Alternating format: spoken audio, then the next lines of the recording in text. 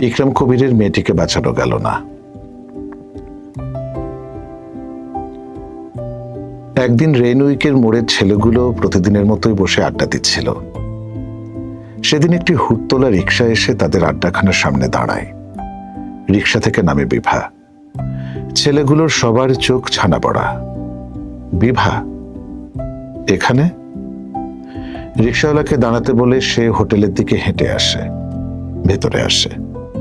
অস্বস্তিতে হন্তদন্ত হয় তারা। বকুল তার চায়ের উনুন ছেড়ে নির্বাক তাকিয়ে থাকে। তৈমুর সবচেয়ে বেশি উদ্বিগ্ন, দাঁড়িয়ে যায়, বোধহয় ভয়ে। বিভা ধীর পায়ে এসে তাঁরই সামনে দাঁড়ায়, ঘাড়ে একটি ব্যাগ, তৈমুরের দিকে তাকিয়ে স্থির নয়নে।